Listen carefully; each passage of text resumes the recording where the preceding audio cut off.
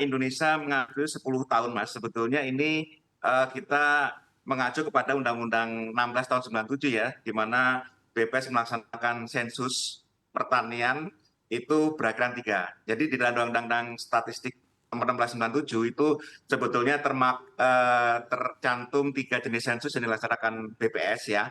Jadi kalau berakran 0 sensus penduduk, kemudian 3 berakran 3 sensus pertanian, dan 6 itu sensus ekonomi. Nah, semuanya masing-masing siklus 10 tahun gitu ya. Tapi untuk sensus pertanian, selain daripada undang-undang statistik, itu juga mengacu di dalam program sensus dunia, Mas. Jadi namanya buat program World Census of Agriculture. Nah, sekarang sudah program dunia yang namanya WCA 2020, di mana seluruh negara anggota FAO itu diharapkan melaksanakan sensus pertanian dalam rentang waktu 2016 sampai dengan 2025, Mas, itu ya. Itu yang WCA 2020. Nah, untuk paling tidak selama 10 tahun sekali, itu paling tidak ya, paling lama itu 10 tahun sekali, di dalam BCA itu diharapkan paling dekat, diharapkan paling dekat dengan yang berakhiran nol sebetulnya. Nah, ini kan kayaknya sama BPS juga melaksanakan dalam statistik.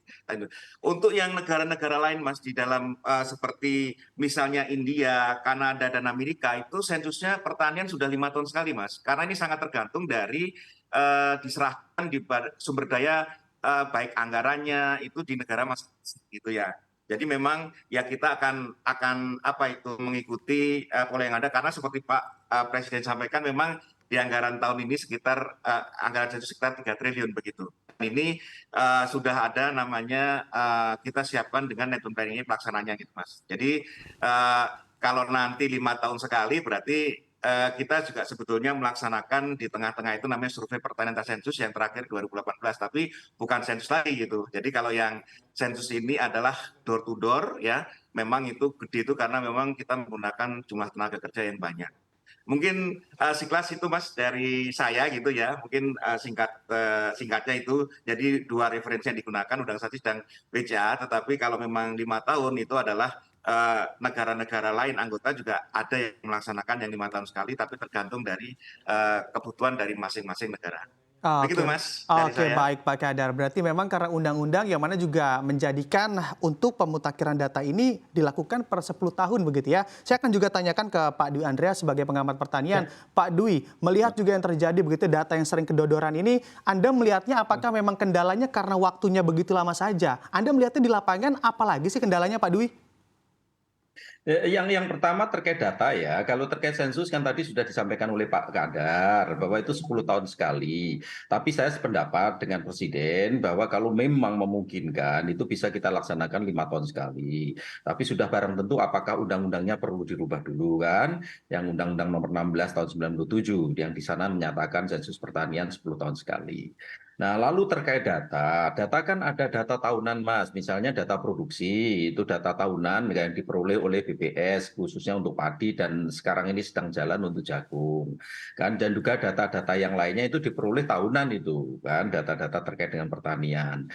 Jadi, kalau sensus ini memang sangat besar dan biayanya besar ya, karena apa? Karena tadi disampaikan Pak Kadar door to door.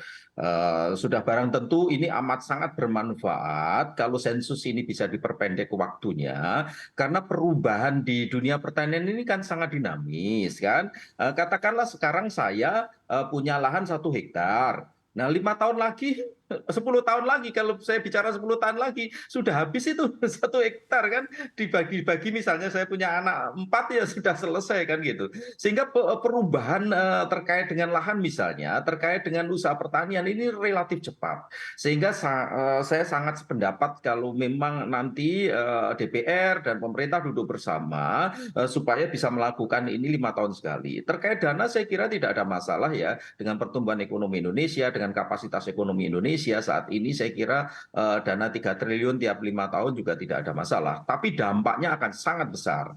Karena apa? Sensus pertanian nanti menentukan banyak hal, menentukan siapa yang nanti menerima subsidi dan sebagainya yang seringkali ribut kan di dasar. Tapi sebagai catatan saja ya, karena saya ada di jaringan tani di AB2TI, di Asosiasi Bank Benih dan Teknologi Tani Indonesia, kami ada di 90 kabupaten, dan banyak juga anggota kami yang kepala desa. mereka mencatat sensus kali ini saya kira akan jauh lebih baik dibanding sensus-sensus sebelumnya. Itu sajalah saya kira yang catatan dari kami. Pak Kadar, sebetulnya andai kita bicara terkait skema pengambilan data begitu yang mana juga menjadi dasar dari pembagian subsidi dan juga pembagian pupuk lainnya dari pemerintah, Anda melihatnya ini skemanya seperti apa sih? Apakah memang saat ini skemanya pengambilan datanya masih ruwet sehingga data yang dihasilkan juga tidak maksimal? Mohon maaf, jadi untuk kaitannya yang subsidi pupuk saat ini memang menggunakan ERDKK ya kalau belum berubah itu, tetapi sepakat dengan Profesor Diandres tadi yang menggunakan langsung petani begitu ya, subsidi langsung petani. Nah ini momen untuk sensus pertanian bisa berpartisipasi sebetulnya, karena kita akan bisa nanti akan bisa melihat siapa saja petani, usahanya apa, lahannya tadi Profesor Diandres akan berapa. Nah ini sebagai momen. Jadi seperti ini Mas, di sensus pertanian ini nanti itu siapapun tidak akan terkecuali akan didata sensus pertanian selama dia petani begitu. Karena sensus itu adalah mendata seluruh petani ya, sehingga semua akan ketahuan lahannya dia menguasai lahan berapa, kemudian komoditas apa. Jadi tugasnya daripada sensus akan memberikan data sebagai nanti bisa sebagai reformasi subsidi pupuk ya. Jadi siapa yang misalnya, oh yang pupuk hanya untuk misalnya yang sekarang teriak itu tanaman padi. Nah kita bisa menggiring nanti, oh ini loh jumlah petani padi kita sekian, kemudian dibatasin lagi dengan lahannya berapa dia gitu. Nah kemudian kalau memang nanti kriterianya petani-petani yang mungkin kategorinya skala kecil bisa juga gitu ya gitu. Jadi saya menambahkan Profesor Andreas tadi, nah memang ini adalah tugasnya dari sensus mendata seluruh. Kenapa sensus itu tadi lama ya, karena banyak juga sumber daya banyak, karena memang kita ingin mendata seluruh petani tanpa praktis seluruh Indonesia gitu. Sedangkan yang tadi Profesor Diandres sampaikan itu kalau survei itu yang setiap tahun dilakukan BPS memang survei, jadi ada sebetulnya namanya survei pertanian terintegrasi itu Mas, itu juga menggambarkan tetapi bukan sensus, tetapi survei pertanian itu juga bisa menggambarkan sebetulnya berapa persen petani yang saat ini menerima pupuk. Nah nanti pun juga akan kita kelihatan begitu.